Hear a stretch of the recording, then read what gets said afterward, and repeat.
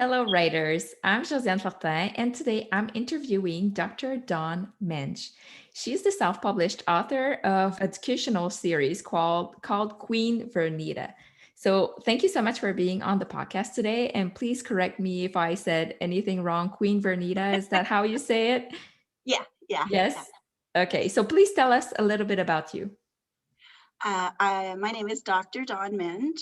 I have been teaching students with severe cognitive delays for over 20 years, and I write an educational series based on my real life adventures and my friends, and I have my students in my books. And the series has won over 41 awards. So Yeah, I want to talk more about that later on. I'm very curious to hear more about that. So how many books do you have in this series? I have 12 published. I'm working on my 13th, and I'll be researching my 14th this summer in Wyoming. Awesome. Yes. And why did you decide to write the very first book? What was your motivation to sit down and get working?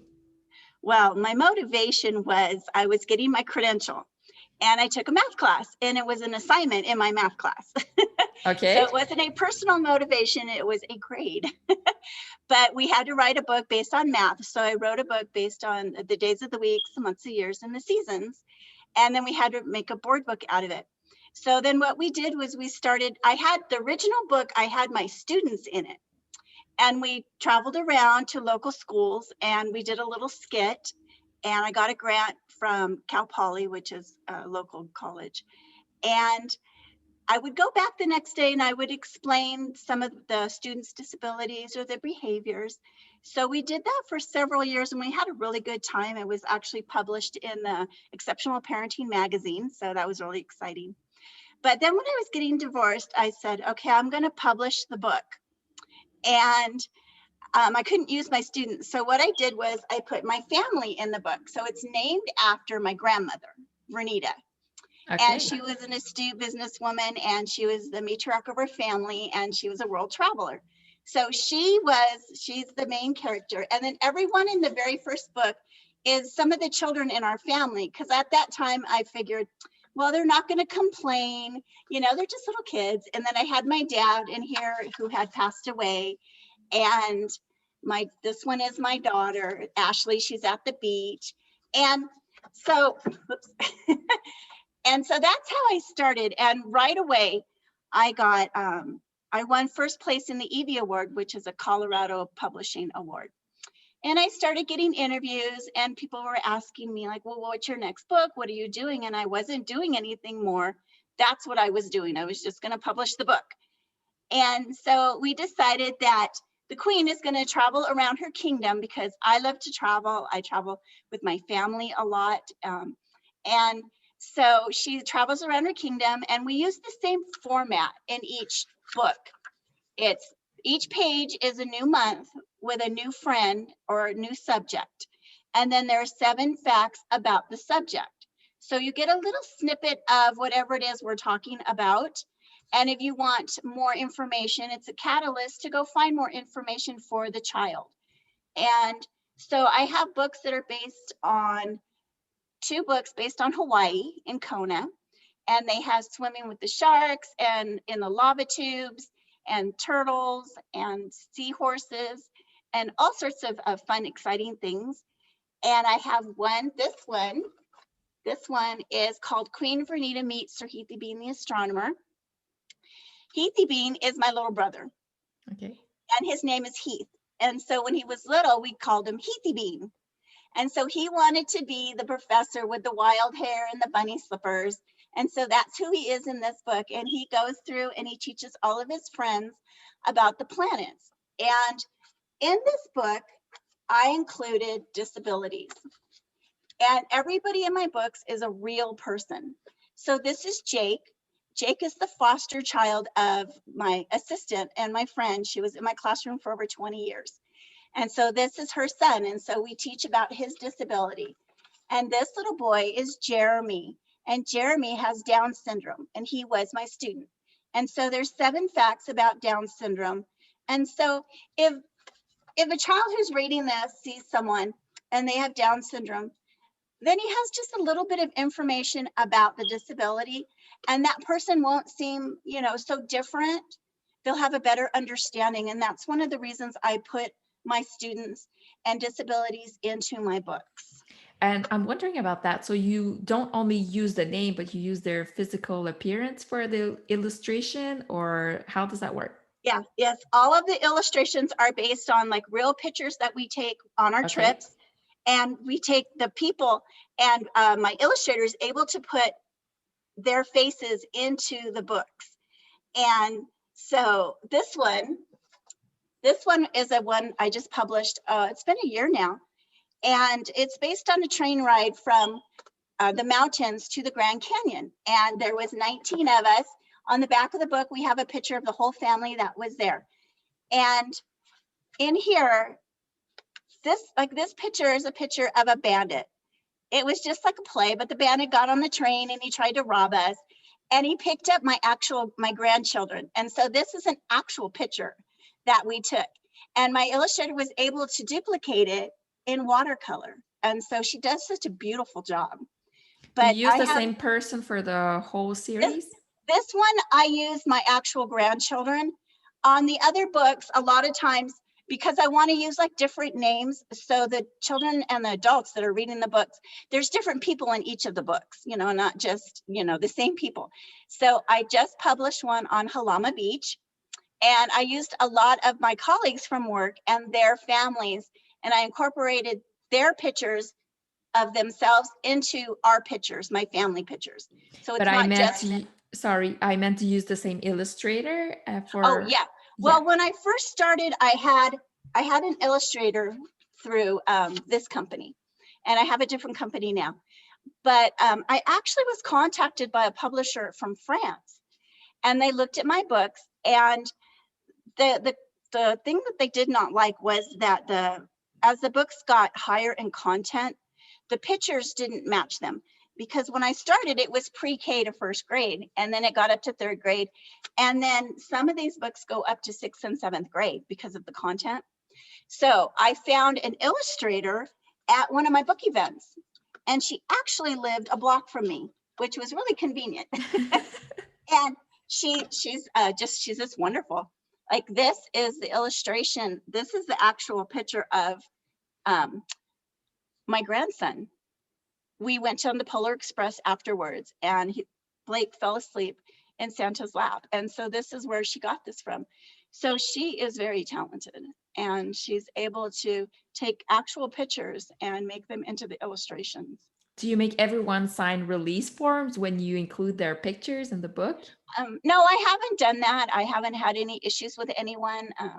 So maybe sometime in the future I'll need to do that, but I haven't. Everybody seems to be, and that's what surprised me is the first one we did the kids, because I thought, well, they're not going to know. Now they're all adults, but adults wanted to be in the book. And that really surprised me that adults want to be in the book. And, everybody's been really excited about being in the book. And this one is based on Kona, Hawaii. And I actually entered, I've won, at that point, I'd probably won over 30 awards for my books. They're all different awards. Some of them, the series has won awards. But I saw a thing on Facebook for Conquering Disabilities with Film Festival. And I thought, well, I've never done that, like a film festival. So I contacted the director and I said, can I enter my books? And she said, sure. So I entered this one, and I entered my astronomy one because I have included disabilities. Now, this little girl is Ireland and Heather. And Ireland has Rett syndrome, and Heather is her mom. And she's actually been on some interviews with me to discuss what it's like to have a child with Rett syndrome and what it does to the family and what's going on. But in this page, she describes Rett syndrome, and she's making leis for her classmates. So it helps to introduce the disability, and it also helps people that are reading this understand that Ireland goes to school, and Ireland has classmates, and Ireland wants to share the leis with them, and she wants to live a happy life, just like all of us do. And this one right here is Connor. Connor has autism, and Connor was one of my students. This is Connor and Steve. Steve is his dad. And they're just thrilled that he's in the book. And we teach 7 facts about, he uses a communication device to speak to people. So he's explaining to the Queen why he uses a communication device and what it's for. And for the film festival, the whole series won the Special Recognition Champion Award. And so they did a feature in their magazine for me. And they actually picked this illustration to publish in the magazine for the article.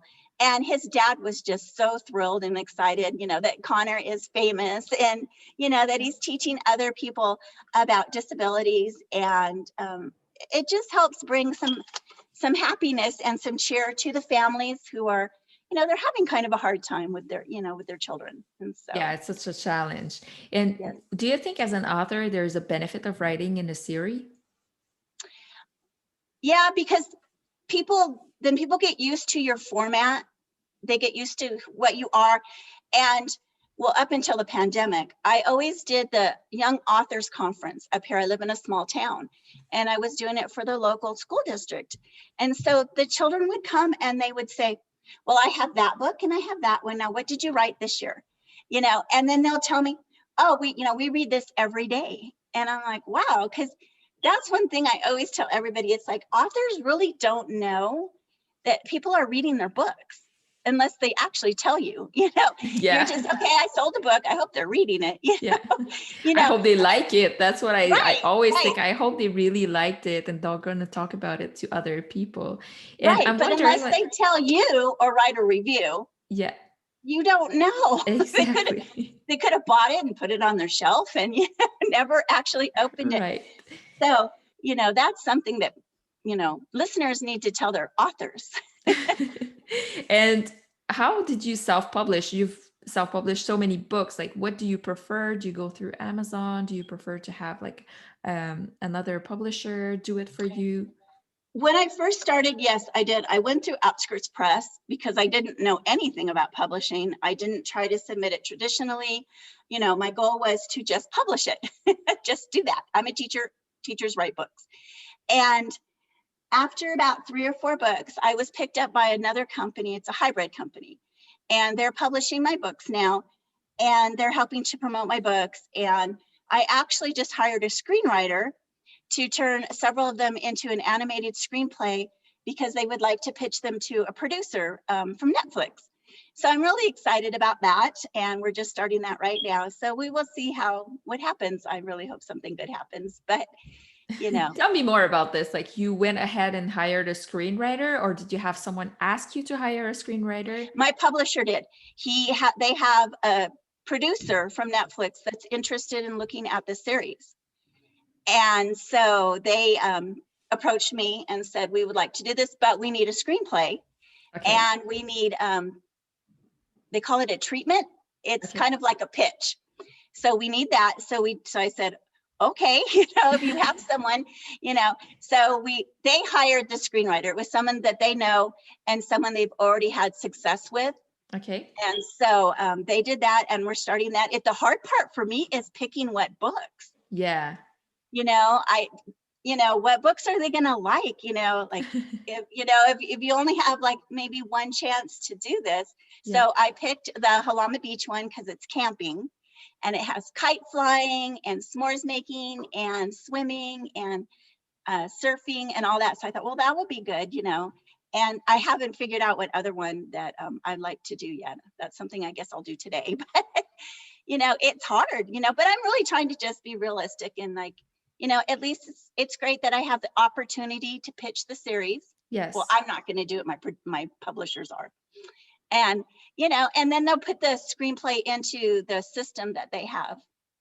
What is it? The screenwriters or something, the guild. Okay. Yeah. And it'll be in there so that other producers, and when I go to the film festival, actually several of my books have been entered and they've won. This one this week is one that was a finalist in Hollywood Dreams, Action on Film. And it's also entered in the Conquering Disabilities. And the book trailer won, and so did the book. So when you submit the book, and then other people get to look at your book, and then when you go there, you're going to meet actors and directors and producers. It's going to be really exciting. It's my first film festival, Mhm. And we're going to have several award ceremonies where I know I've won some awards, Okay. and it's going to be red carpet. And so it's going to be really exciting. It's going to be next month already, the end of next month. So we were supposed to go last year, but everything got closed down. So now they're doing 2 years at once. So it's going Okay. to be really exciting. Yes. And so I just want to go back to the awards. So you won 41 international awards. How do you get those awards? How do you enter? How do you hear about them? Like, I want to know everything about that. Okay, well, the very first one, the Evie Award, my publisher actually nominated my book and submitted it. And so then I won, and then I started getting the interviews, and then I just started, like, I do a lot of work with an educational magazine called Story Monster. I do book reviews and I judge their literary contests. And they have several literary contests that I had already entered. And so all of my series has won their awards. And I do a lot of book events with them. And then you can Google book awards, things show up like on Facebook. That's how the film festival showed up. And once I started winning, they started contacting me and Okay. saying, oh, we'd like you to enter, here's a discount code. So one morning, a couple of weeks ago, I actually entered the book trailer for the Queen Vernita's one. And they announced me as a winner in Italian. So Okay. I didn't understand anything they said but the name of my book, but it was really exciting that, that they were announcing it. And so I'm going to get an award, and it's a volcano, a handmade volcano. So I'm waiting to get that. But I've won in Indonesia and Europe, and of course here, the film festival in Vegas. And so it's just like a whole exciting new thing to do. And what specific keywords do you use when you want to look on Google or Facebook for awards? What did you search for? You just look for like children's literary awards. Okay. And there are some websites that actually rate them, like some are better than others, and some are more competitive. The Writer's Digest, I've entered that several times. I've gotten perfect scores. Haven't won an award, but I've gotten perfect scores. But what they do is the judges give you a rundown of your book. And that's really helpful. They might give you suggestions of, maybe to change it a little bit. But I really like that.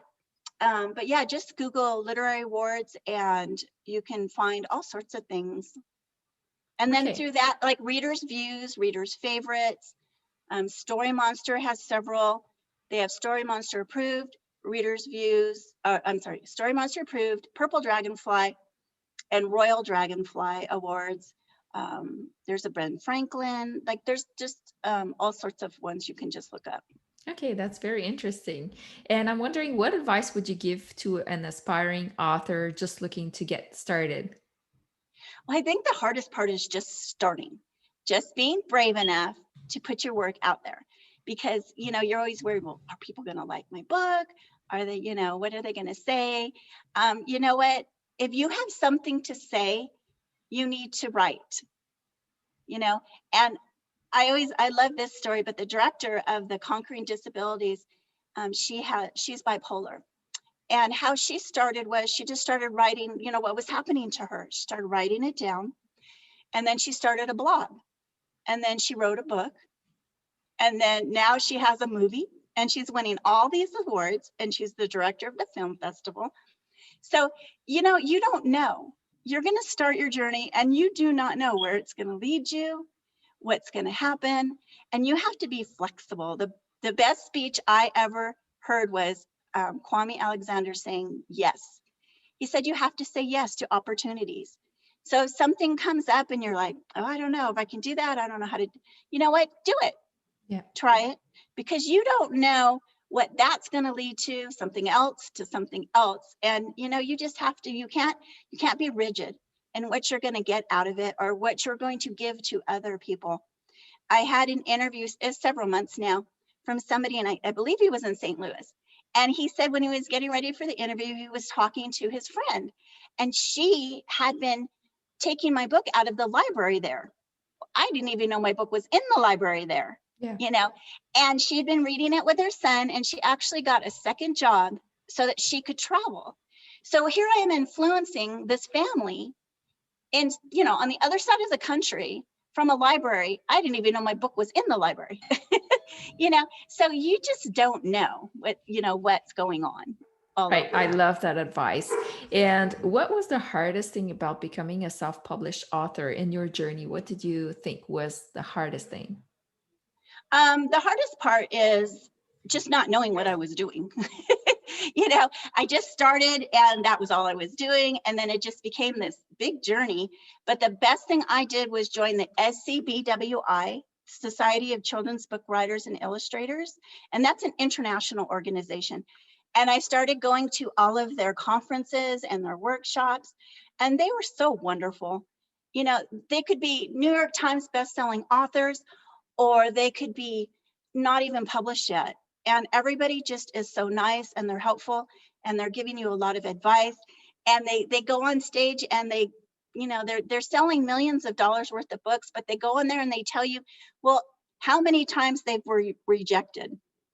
They're like, it's hard, and they always give you the advice. If you're going into this to make money, you need to do something else, because only 10% of the books really get picked up, and they're like famous. And you have to be in it because you want to give a message to a child or an adult or whatever it is you're writing about, and that you're going to get out of that. And do you have tips on how to promote your books? What has been the most successful for you? Well, before the pandemic, I was doing a lot of book events at schools and libraries. And then during the pandemic, I actually took that opportunity to publish more books. I published 4, and I'm working on my 5th one just this year. I wanted to catch up, because when I started, decided to do this, I had a goal that I was going to publish 1 book a year. And then I got busy and some things happened, and I didn't get to do that. So I tried to catch up. And I also started doing a lot of more networking. And so I started doing interviews, and more written interviews also, and just joining groups on Facebook where there's other authors and other opportunities, and doing all of that. And the networking has really helped a lot. It's helped me connect with a lot of really neat people all over the world. And it's just been a lot of fun. Has it helped you improve your rating or improve sales? It's improved my sales. My books are now selling out on Amazon.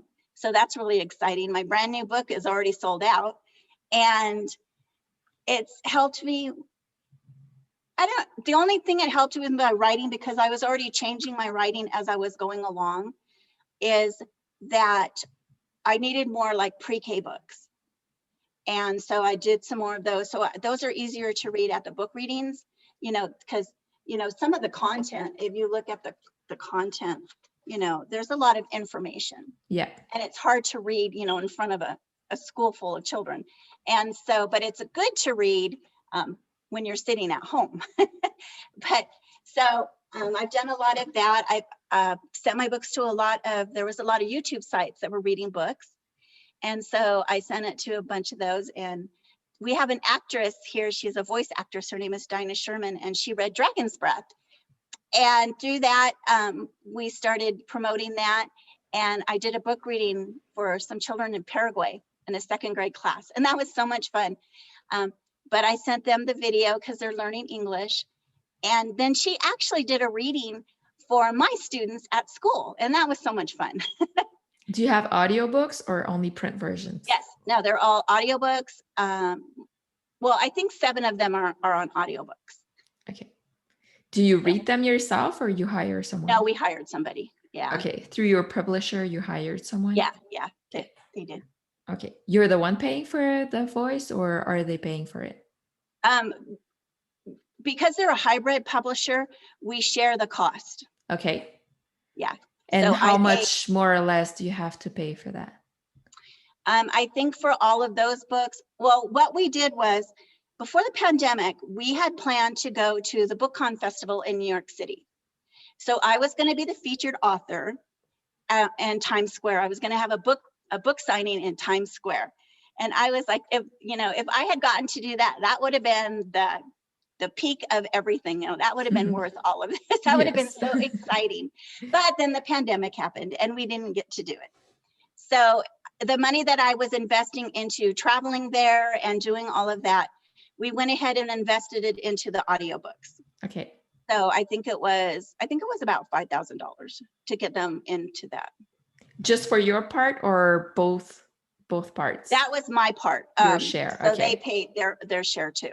Okay. I'm just asking because I'm looking into audiobooks, but it's just so expensive, like upfront, and I'm not really sure if I'll get my money back. So I don't know. It's not like writing where the only expense is my time. Whereas audiobook, you have to pay someone to read it, or you have to actually read it, which takes forever because I write novels, not like much longer than children's book. I do have one children's book, but I don't know. Anyways, so that's why I was asking like those nitty gritty money questions. And so thank you so much. That covered everything. And if people want to know more, where can they connect with you and where can they buy your books? Okay, I have a website, Dr. Dawn Menge. I have a Facebook, Dawn Menge 1, an Instagram, Dawn Menge, and a Twitter, Queen Vernita.